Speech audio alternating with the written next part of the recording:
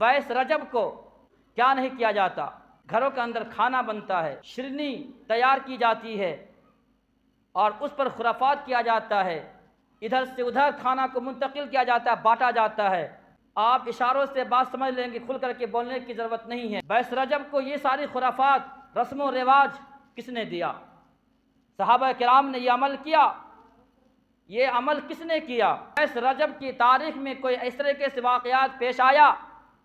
اب بات کہنے سے یہ بات کہی جاتی ہے امام جعفر صادق کے نام سے ان کی پیدائش ہوئی ہے، اس لیے 22 رجب کو ہم لوگ یہ خرافات اور بدعات کرتے ہیں۔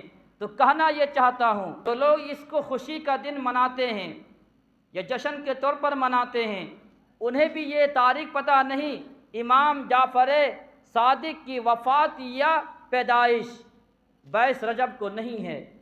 ان کی پیدائش رمضان المبارک کے مہینے میں، وفات شوال کے مہینے میں ہے۔ یہ مہینہ رجب کے مہینے میں ان کی پیدائش ہے ہی نہیں ہے، بلکہ 22 رجب کو امیر المومنین سیدنا حضرت معاویہ بن ابی سفیان رضی اللہ تعالی عنہ کی شہادت اور وفات کا دن ہے۔ کتنا؟ 22 رجب کو تاریخ یاد کیجئے۔ 22 رجب کو کن کی وفات ہے؟ امیر المومنین حضرت امیر معاویہ رضی اللہ تعالی عنہ کی وفات ہے 22 رجب کو۔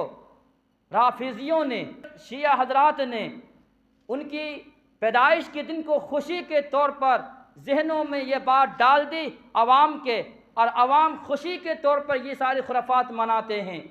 یہ